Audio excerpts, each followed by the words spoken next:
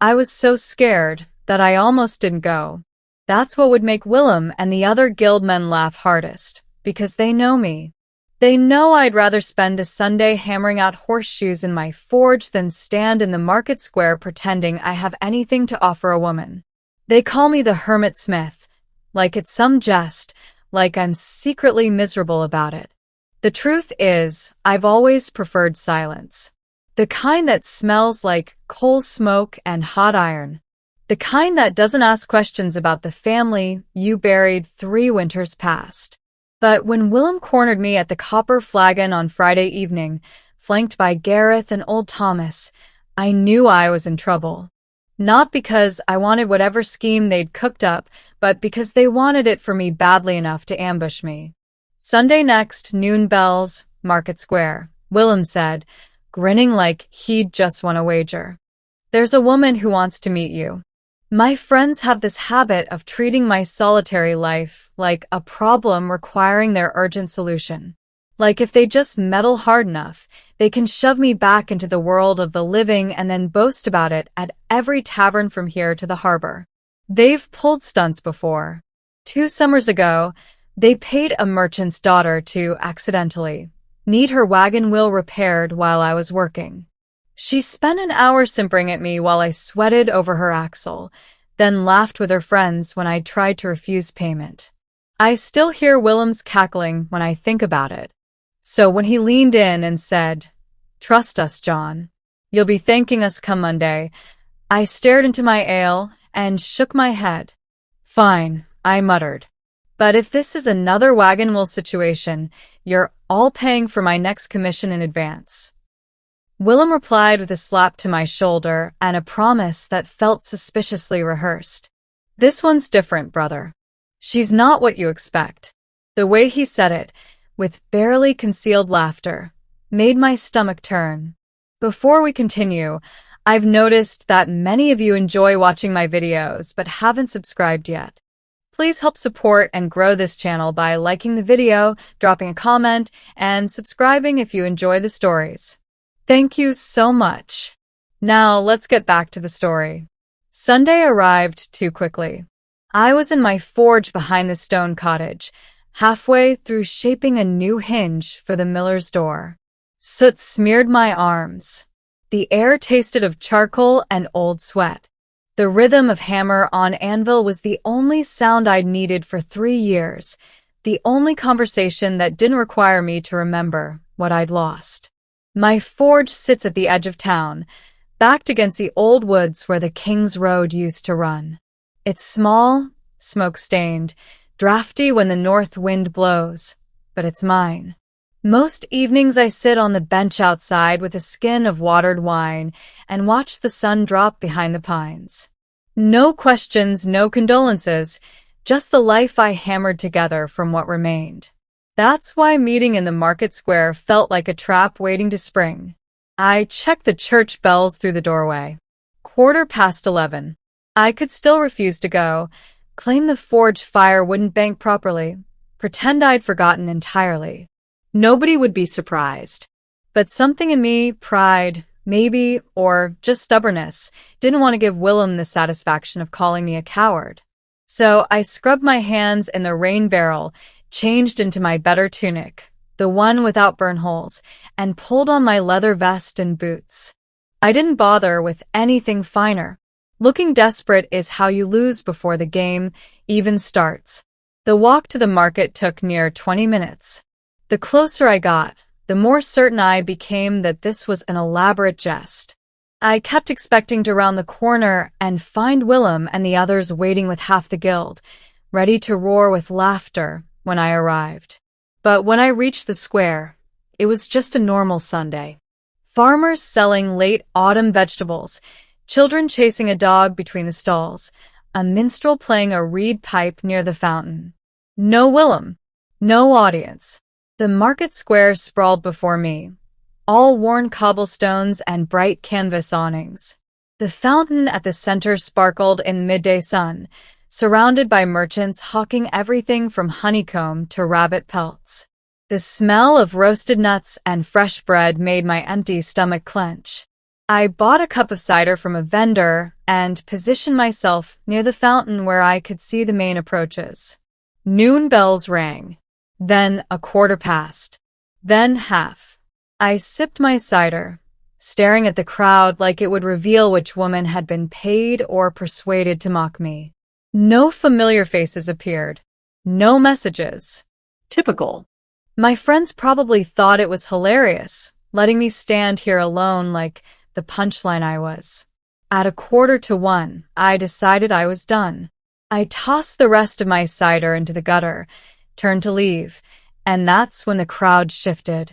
I looked up, ready to see Willem emerge from behind a stall, doubled over laughing. Instead, I saw her. She entered the square like she owned every stone in it, like she wasn't searching for anyone, like she'd simply decided the marketplace was where she wanted to be. Her presence made the noise around us seem distant, even though nothing actually changed. She was older than I expected, perhaps 35, with blonde hair that fell in waves over armor-plated shoulders. She wore a deep crimson gown beneath a fur-trimmed cloak, the kind that marked northern nobility, and moved with the fluid confidence of someone who'd never questioned her right to walk anywhere. She wasn't what a man like me was supposed to notice. She wasn't some tavern girl or merchant's daughter. She was fierce in a way that made my throat go dry. She scanned the square, and when her eyes found mine, they didn't slide away to search for someone more suitable. They stayed. And then she walked directly toward me. My first thought was that she'd mistaken me for someone else. My second thought was that if she had, I hoped she wouldn't realize it too soon. She stopped 3 paces away, and the corner of her mouth lifted. Not quite a smile, but something warmer than indifference. "John," she said. Not a question. A statement. My heart did something strange in my chest. I answered too quickly. I'm him. John. She made a sound that might have been amusement, quiet and unguarded, like she'd already decided I was human, and that was acceptable. Talia, she said, extending her hand not in the limp-wrist way noble women usually did, but like she expected me to clasp it as an equal. Her grip was warm and firm when I took it. The touch lasted only a moment, but it left an impression in my palm after she released me.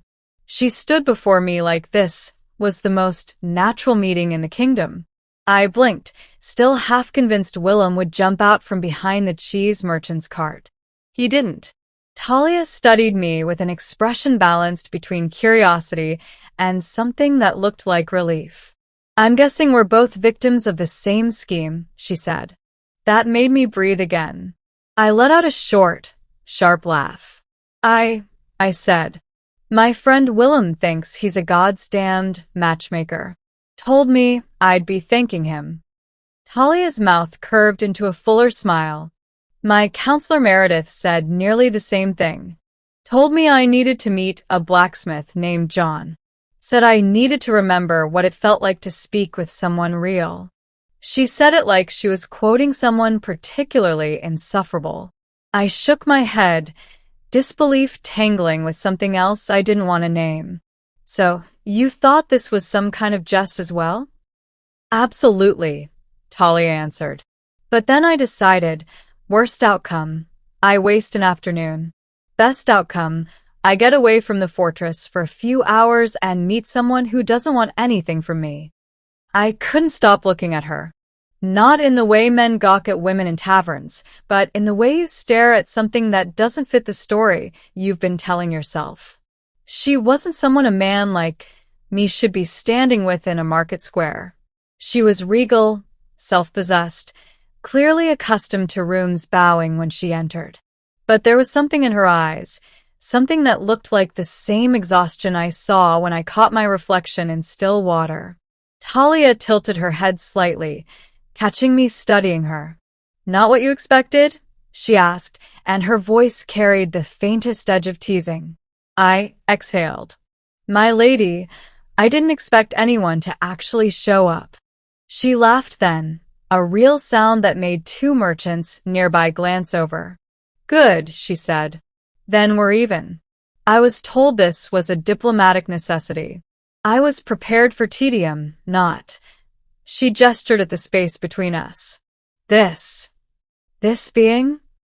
I asked, not sure I wanted the answer. Her smile softened. Honesty, maybe. Or, at least the possibility of it. And standing there in the autumn sunlight, surrounded by the noise and smell of the Sunday market, I realized that what my friends had set up as a cruel joke might be the first honest thing to happen to me in 3 long years. We ended up at a wine merchant's stall near the edge of the square, tucked beneath a faded blue awning that offered shade from the climbing sun. Talia insisted on paying, waving off my protest with a look that suggested arguing with her was a waste of both our time. The merchant poured us cups of spiced wine, the kind that smelled of cinnamon and cloves and tasted like winter evenings by a good fire. I expected awkwardness. The kind of stilted conversation where two strangers grasp for safe topics and pretend they're enjoying themselves. Instead, Talia leaned against the wooden counter and said, "So, diplomatic necessity. That's what Meredith called it when she cornered me in the council chamber." I nearly choked on my wine. Willem told me I was afraid of living again and that if I didn't meet you, I'd prove I was a coward. I shook my head. Bastard knows exactly which words land. Talia laughed, and it wasn't the polite sound noble women make at court. It was genuine, rough at the edges. Meredith said my isolation made me vulnerable, that enemies would see a queen who stands alone and assume she's weak. She took a long drink. She meant well. They all do. But they don't understand that sometimes being alone is the only thing keeping you from breaking completely. The words hung between us like something fragile. I looked down at my cup, watching the spices swirl. 3 years ago, plague came through the lower villages, I said quietly. Took my wife. My daughter was only 5. She lasted 2 days longer. I'd never said it that plainly to anyone. Most people in town knew, but nobody asked. The forge was the only thing that made sense after. Metal doesn't lie to you. Fire doesn't pretend things will get better. Talia was quiet for a moment. When she spoke, her voice had lost its lightness. I've ruled the Northern Territories for 8 years. My husband died in a border skirmish before we'd been married a full year. No children, no family left to advise me, just a crown that weighs more every season. She turned to face me fully. Everyone tells me I'm strong, that I've never faltered. What they don't see is how exhausting it is to never falter, to never admit that some nights I sit in my chambers and wonder if anyone would notice if I'd just stopped trying. I met her eyes. They were gray-blue, like winter sky before snow. They'd notice, I said. She smiled, but it was sad. And your friends would notice if you disappeared into that forge forever. We stood there, 2 people who'd been ambushed by well-meaning fools, and somehow it didn't feel like a jest anymore. It felt like recognition. Like we'd both been carrying weight alone for so long that we'd forgotten what it was like to set it down, even for an afternoon. Talia raised her cup. To meddling friends who think they know better. I touched my cup to hers, and to the possibility they might actually be right. The wine was warm going down. The market noise faded into background music, and for the first time in 3 years, I didn't want to rush back to the safety of my forge. The 5 days that followed were the longest I'd known since the plague year. I tried to work, hammered out 3 dozen nails for the carpenter, repaired a merchant's lockbox, started and abandoned 2 different knife blades because my hands wouldn't stop shaking. The problem was that everything reminded me of her. The way firelight caught on metal made me think of sunlight in her hair. The rhythm of the hammer sounded like her laugh. Even the silence felt different now, less like peace and more like waiting. I must have started a dozen messages to the palace, borrowed parchment from the priest, practiced words that sounded less desperate than I felt. My lady, I wondered if you might. Too formal. Talia, I thought perhaps we could. Too familiar. Every attempt ended crumpled in the forge fire. What did a blacksmith have to say to a queen anyway? Thank you for the conversation.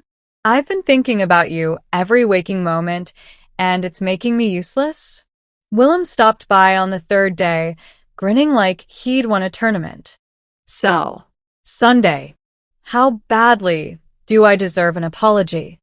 I threw a slag hammer at him. He dodged it, laughing. That well, then? I didn't answer. Couldn't without admitting he'd been right, and I wasn't ready to give him that satisfaction. He left whistling, which was somehow worse. By the fifth day, I'd convinced myself I'd imagined the whole thing. That whatever connection I'd felt was just loneliness dressed up as hope. Queens didn't return to blacksmith forges. That wasn't how the world worked. I was hammering out a horseshoe, sweat dripping down my back, when I heard hoofbeats on the path. I assumed it was the farrier coming for his order early. I didn't even look up until the forge doorway darkened and a voice said, I hope you're accepting commissions. My hammer slipped, nearly took off my thumb. I spun around and there she was. Talia. Not in crimson this time, but in riding leathers and a dark cloak, her hair braided back for travel. She stood in my doorway like she belonged there, like the 5 days hadn't happened at all. My lady. I set the hammer down before I dropped it. I didn't expect. That much is obvious. She stepped inside, glancing around the forge with genuine interest. Her eyes lingered on the half-finished blades hanging on the wall, the tools organized with obsessive precision, the small shrine in the corner where I kept my family's tokens. I need a blade, she said, for personal use. Something balanced, reliable, nothing ornamental. I stared at her. You rode all the way here for a sword? Her mouth curved. I rode all the way here because I spent 5 days waiting for a message that never came. I decided if you were too stubborn or too scared to send word, I'd give you an excuse to see me again. She met my eyes. So, will you take the commission, blacksmith? My heart was doing that strange thing again. I said. I'll take it. She smiled then, real and unguarded. Good. Then you can start by telling me what you would have written if you'd been brave enough to send those letters.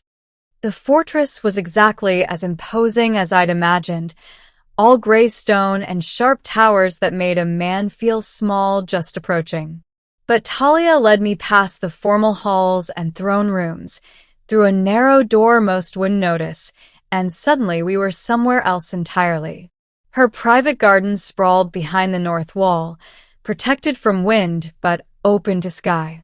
And at the far end, past the manicured hedges and stone paths, was a meadow. Wildflowers covered it like someone had spilled paint across the grass. Yellow, purple, white, red.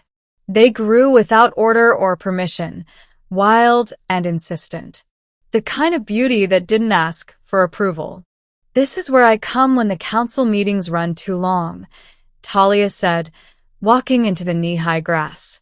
When I need to remember that not everything requires my decision or blessing to exist. She turned back to me. No one else comes here. Just me. I followed her into the meadow, feeling absurdly out of place in my work clothes among all this color. It's not what I expected behind fortress walls. That's why I keep it. She sat down in the grass like her expensive riding leathers weren't about to get stained green. After a moment, I sat beside her. The afternoon sun was warm. Bees hummed between flowers. It was the kind of peace I'd only ever found in my forge, but softer somehow. Less about hiding and more about breathing. My daughter loved flowers, I said, surprising myself. I never talked about her. Not even to Willem. She'd bring me handfuls of weeds from behind the cottage, present them like they were treasure. Dandelions mostly. I'd stop working to put them in water, pretend they were as important as any commission. My throat tightened. Her name was Emma. She had my wife's eyes and my stubborn temperament. She'd stand at the forge door and demand stories about the metal, where it came from, what it would become. Talia didn't say she was sorry, didn't offer empty comfort. She just listened, present in a way that made the words keep coming. The worst part is that the memories are starting to fade. I can't remember her voice as clearly anymore. The way she laughed. I'm terrified that one day I'll forget her completely, and then it'll be like she never existed at all. Talia reached over and took my hand. Not gently, not like I was fragile, but firmly. Her fingers traced the scars across my palm, the burns and cuts from years of metalwork. These remember, she said quietly. Every blade you've made since she died, every time you've chosen to create something instead of letting the grief consume you. That's how she still exists. In what you build. I looked down at our joined hands. Hers were scarred too, different marks from sword work and governance from carrying weight alone. Two people who'd survived by working until their hands bled. I think, Talia said, that's why we recognized each other. We're both so tired of being strong alone. I turned my hand over, threading my fingers through hers. Then maybe we stop being alone. The wildflowers moved in the breeze around us. The fortress walls felt very far away. Word spread faster than forge fire. Within a week, every tavern from the harbor to the mountain passes was buzzing with the same story, the Northern Queen and the common blacksmith. Some versions had me seducing her with enchanted metalwork. Others had her collecting tradesmen like curiosities. None of them came close to the truth, but truth never mattered much to gossip.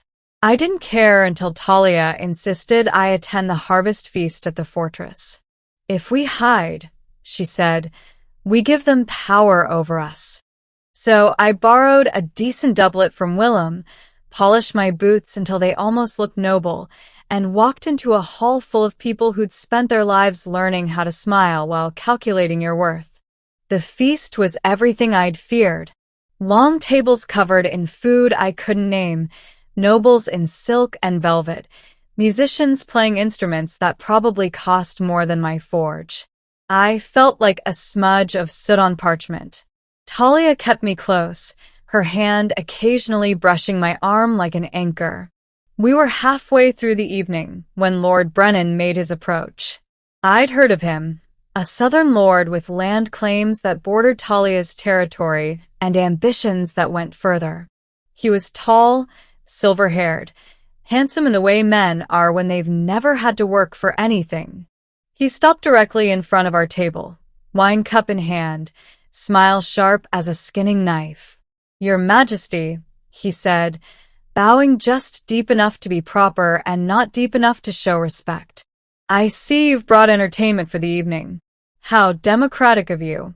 The hall didn't go silent, but conversations nearby faltered. People leaned in.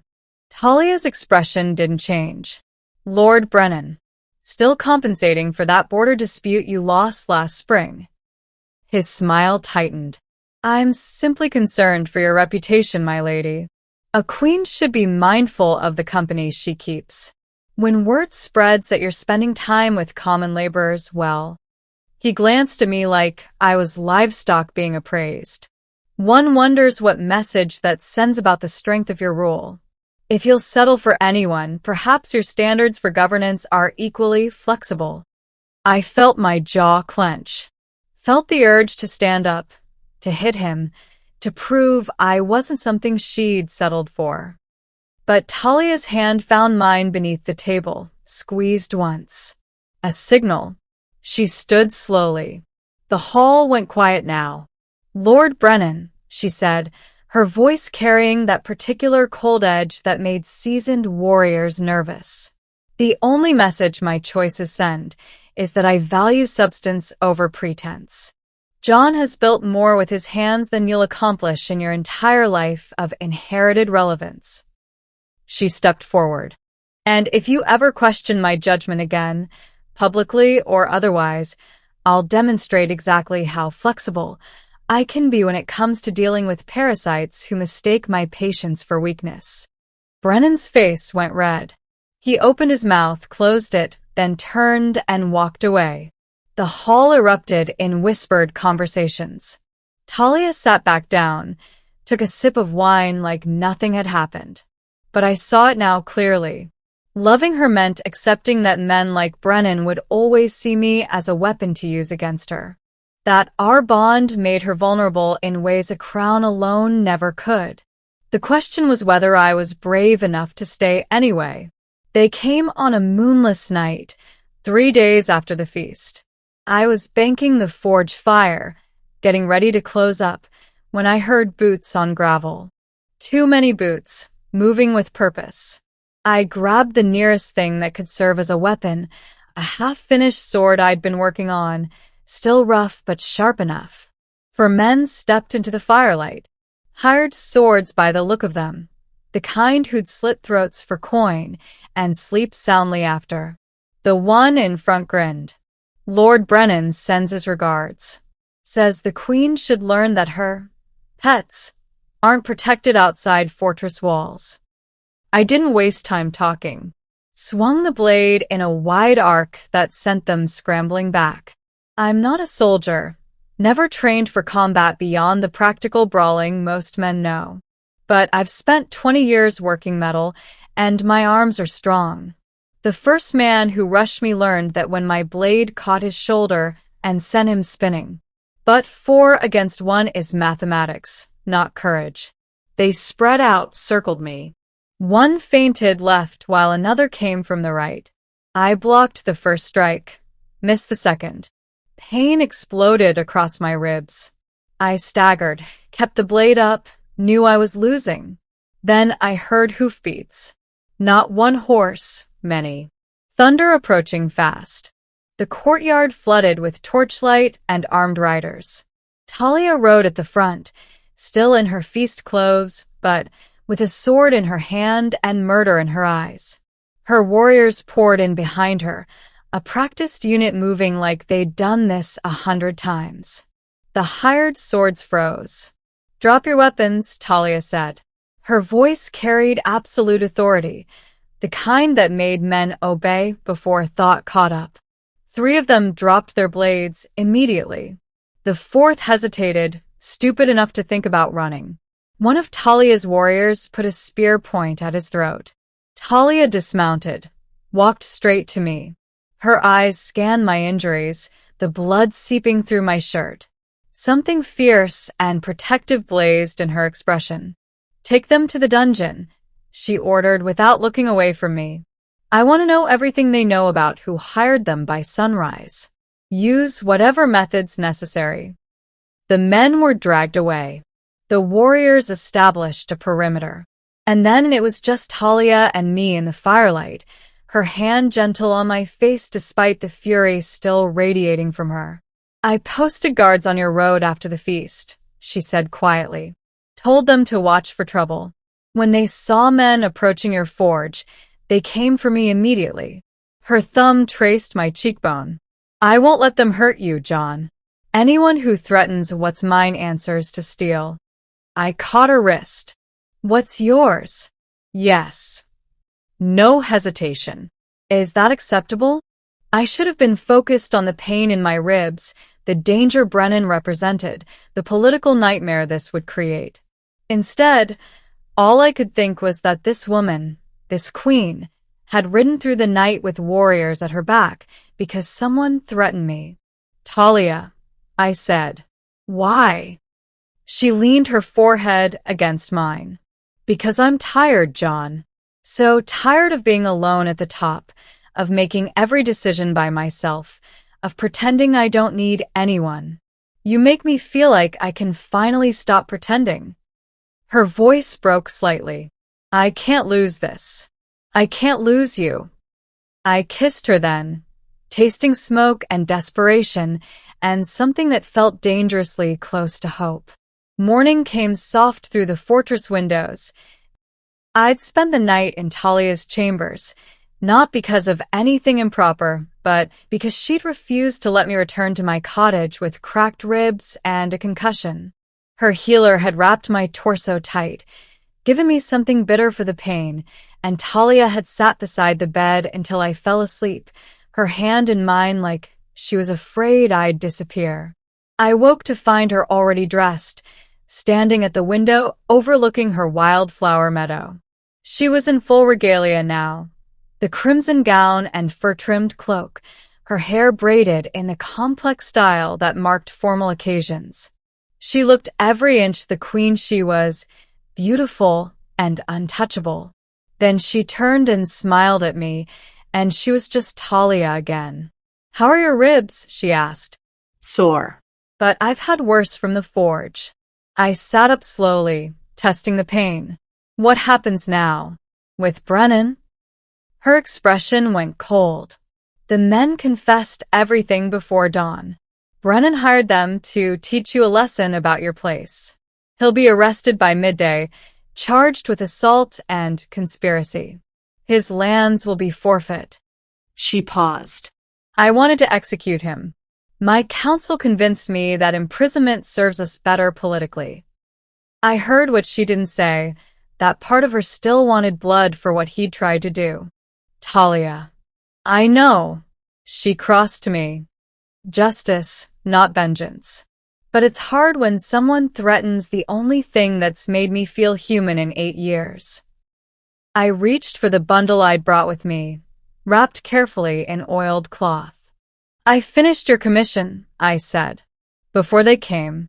I was planning to bring it to you this morning anyway, though I imagined less dramatic circumstances." I unwrapped the sword slowly. It was my best work. I knew that the moment I'd quenched the final time and seen how the blade caught light. Perfectly balanced, the weight distributed so it felt like an extension of your arm rather than a tool you carried. The steel was folded dozens of times, creating patterns like waves across the surface. But it was the cross-guard that held my message. Engraved into the metal where her hand would rest were 2 symbols intertwined so completely you couldn't tell where one ended and the other began. A blacksmith's hammer and a queen's crown. Not separate, not equal, but woven together into something new. Something that belonged to both of us. Talia took the sword with the reverence it deserved, testing the balance, the edge. Then she saw the engraving. Her breath caught. She traced the symbols with her finger, and when she looked up at me, her eyes were bright. "It's perfect," she whispered. "It's us," I said. "What we are together. What we're becoming." She set the sword carefully on the table, then reached behind her neck and unclasped something I'd never seen her without, a pendant bearing her house sigil, the northern wolf wrought in silver. She'd worn it at the marketplace, at the feast, every moment I'd known her. It was as much a part of her as the crown.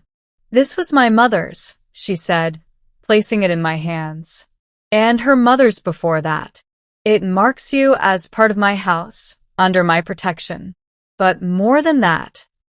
She closed my fingers around it. "It means you belong with me.